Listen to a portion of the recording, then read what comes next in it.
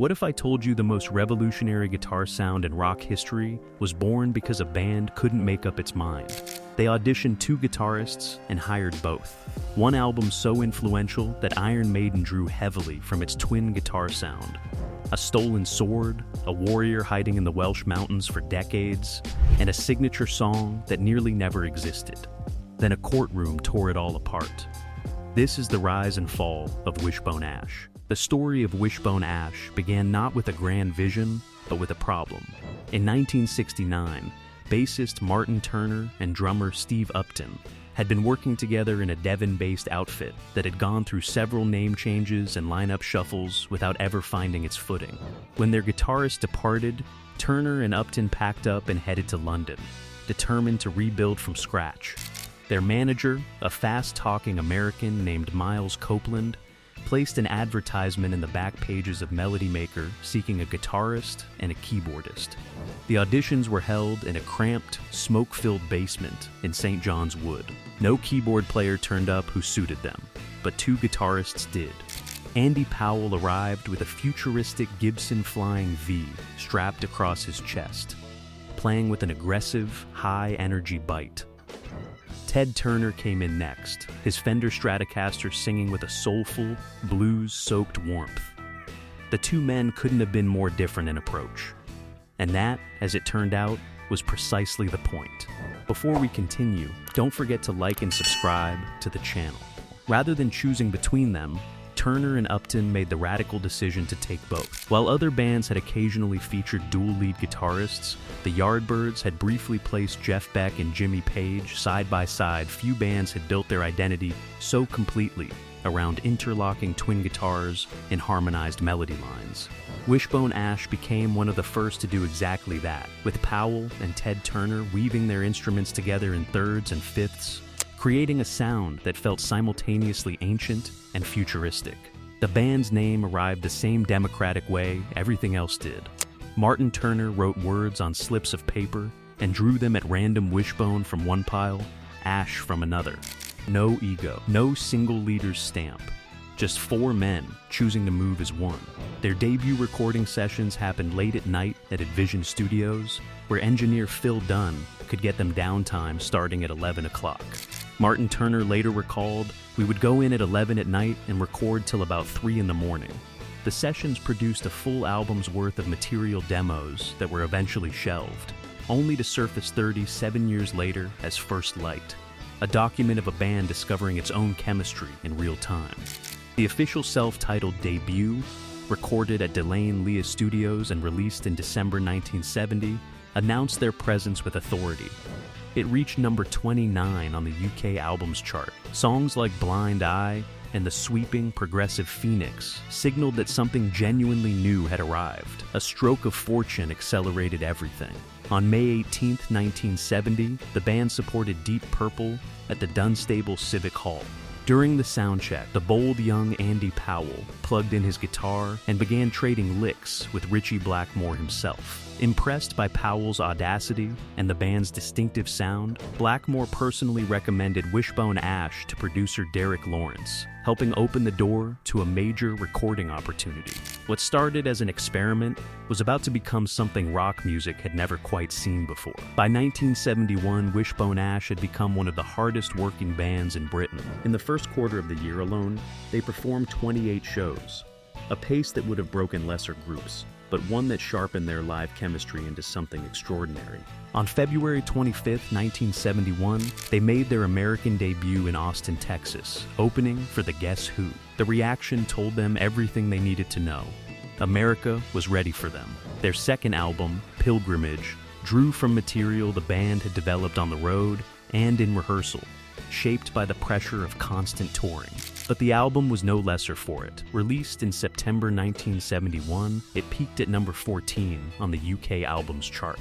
Tracks like The Pilgrim and Jailbait showcased the twin guitar interplay at its most fluent, while the jazz-inflected instrumental Vast Dis proved the band's willingness to push beyond conventional rock structures. That summer, the band shared massive stages with The Who and Black Sabbath on their second American tour, receiving word while stateside that two of Britain's most respected music publications had voted them Best New Band.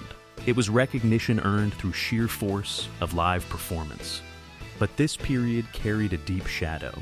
On September 5th, 1971, during an outdoor concert in Austin, Texas, a local vendor named Francisco Carrasco was shot and killed in the crowd as the band played.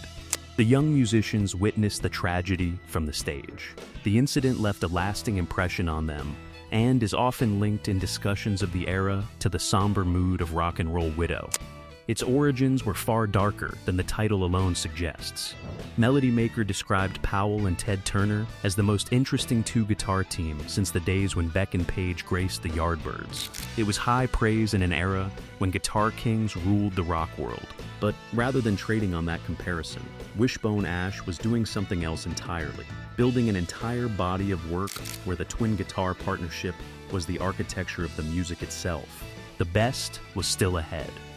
In January 1972, Wishbone Ash entered the studio to record their third album. The album that emerged, Argus, remains one of the most beloved records in the history of progressive rock and one of the most important guitar albums ever made. The songwriting process was deeply communal. Martin Turner arrived with rough acoustic sketches, which the band transformed collectively. Turner described his writing style during this period as a kind of semi-trance, acting less like a deliberate composer and more like a conduit. Medieval imagery, biblical themes, reflections on war and peace that felt timelessly resonant in the early 1970s. The creation of Blowin' Free became one of the album's defining moments. Seen by some at the time as lighter and more direct than the surrounding material, it nevertheless earned its place through sheer strength. Martin Turner stood behind it, and the song became the band's signature track, an FM radio standard that introduced Wishbone Ash to an entire generation of American listeners. The King Will Come arrived through an entirely different process. Turner wrote it in what he described as an automatic writing session after reading the Bible, then handed it to drummer Steve Upton to help shape the rhythmic architecture. The elegant acoustic ballad Leaf and Stream was written as a testament to how thoroughly democratic the creative process remained even at the band's peak. The album's visual identity became equally legendary. A prop sword borrowed for the shoot went missing, landing the designers in serious trouble with the film studio. The lone warrior gazing across an ancient valley became one of the most striking images in rock history. The figure on the cover became part of the album's legend, adding mystery to an already iconic release. Released on April 28, 1972, Argus peaked at number 3 on the UK Albums Chart and was named Album of the Year by several major music publications. Andy Powell explained what made their approach different. Often the bass will be moving up and down the scale, sort of contrapuntal against the guitars. All these processes were put into play in terms of constructing the guitar lines, which were as important as the vocal melodies. The impact was profound and lasting. Steve Harris, the founder of Iron Maiden, said it plainly, "I think if anyone wants to understand Maiden's early thing, in particular the harmony guitars, all they have to do is listen to Wishbone Ash's Argus album." For a brief, luminous moment in 1972, Wishbone Ash stood at the summit. Sold-out tours, critical acclaim, a masterpiece that captured the romantic, mythical spirit of the age. But the very thing that made them special couldn't stay together forever. The pressure of following Argus was immense. For Wishbone Ash in early 1973, the answer was to deliberately walk away from everything that had made their masterpiece great, and that decision cost them dearly. They retreated to an out-of-season cottage on an island in North Wales, enduring brutal winter conditions in search of the isolated creative environment that had worked for bands like Led Zeppelin and Traffic. But from the start, there was a collective determination not to write Argus Part 2. They actively pushed away the progressive, medieval grandeur of their peak, reaching instead for simpler folk structures and more straightforward rock arrangements. The decision to self-produce the resulting album titled Wishbone 4 was an assertion of creative independence. They parted ways with producer Derek Lawrence and recorded at Olympic and Apple Studios in London. In the studio, the tracking sounded powerful. But somewhere in the mastering process, the album lost some of its physical force. Staying away from the bright lights. Martin Turner later acknowledged that the sessions coincided with the band's introduction to cocaine. He reflected honestly on the period and the way the recording process felt at the time. The tension between confidence in the studio and dissatisfaction with the final product became part of the album's legacy. Released in May 1973, Wishbone 4 reached number 10 on the UK albums chart, on advance orders from loyal fans still riding high on Argus. But the reviews were mixed, and many listeners felt a shift in direction. The mystical, unified quality of the band's creative peak had been replaced by something simpler and less emotionally powerful. The grueling tour that followed ground the band further down. The internal chemistry that had made the twin guitar sound feel effortless was becoming strained. The democratic brotherhood that had named itself by picking words out of a hat was fracturing under the weight of exhaustion, commercial pressure, and diverging musical visions. The creative drift had set in, and no one knew how to stop it. On May 2nd, 1974, Ted Turner announced he was leaving Wishbone Ash. He was burned out, exhausted by the relentless cycle of recording and touring, disconnected from the direction the band was heading. His final appearance had come months earlier, on February 21st, 1974, in London. When he walked away, he took something no replacement could replicate: the soulful, blues-drenched warmth that had balanced Andy Powell's aggressive attack and made the twin guitar sound feel like a living conversation. Andy Powell flew to America and recruited Laurie Wisefield, then working as part of Al Stewart's touring band. Wisefield was technically accomplished, precise, fluid, highly capable, but his style was more polished and linear than Ted Turner's. From the moment the new lineup began recording, something felt different. They recorded There's the Rub at Criteria Studios in Miami under a respected American producer, and the album found both critical and commercial success. Tracks like the instrumental epic FUBB and the haunting ballad Persephone demonstrated that the band still had craft and ambition. But even as they scored wins in the American market, the drift toward a softer, more commercially palatable sound accelerated. The band relocated to Connecticut in April 1975, partly to escape high British taxes and partly to embed themselves in the American market. The relocation changed everything about how they worked and what they made. When their label pressured them for greater commercial reach, they recorded a more commercially oriented album that represented a near-complete shift away from the progressive identity built on Argus. Critics were harsh. Fans were divided. For the first time in their career, the band had no European tour dates lined up to support a new record. The internal damage proved irreparable. Andy Powell and his bandmates approached founding bassist Martin Turner with a proposal. They wanted a dedicated frontman and would restrict Turner to bass duties only. The suggestion was a profound personal insult. Turner had been the primary lyricist and one of the central creative forces behind everything they had ever made. He was the voice on Argus. Exhausted and creatively disillusioned, Martin Turner officially left Wishbone Ash in November 1980. The classic era was over. The original brotherhood, the four men who had chosen to become something unprecedented, was permanently dissolved. In the years that followed, Wishbone Ash became a revolving door. Notable bass players passed through the lineup. John Wetton brought his muscular presence to the 1981 album, Number the Brave, followed by others. Each brought skill, none brought continuity. In 1987, original manager Miles Copeland approached all four founding members about recording an all-instrumental album together. For the first time in 14 years, Andy Powell, Steve Upton, Martin Turner, and Ted Turner gathered in the same studio. The resulting record, Nouveau Calls, was well received, and the reunion tour was warmly embraced. Fans held out hope that the original partnership might somehow endure. It didn't. The old tensions resurfaced quickly. Steve Upton retired from music in 1990, Martin Turner stepped away in 1991, Ted Turner followed in January 1994. Andy Powell was left as the sole remaining original member carrying the band name forward.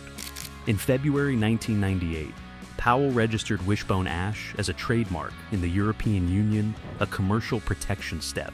He later maintained, taken at a time when the other original members had effectively withdrawn.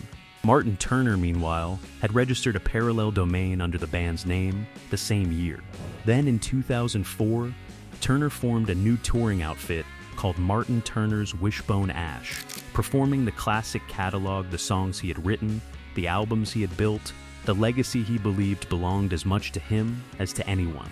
Both versions of the band were now touring simultaneously, playing the same songs, confusing promoters, and fracturing the fan base. The tension broke into open legal war in May 2012 when Powell filed a trademark infringement lawsuit.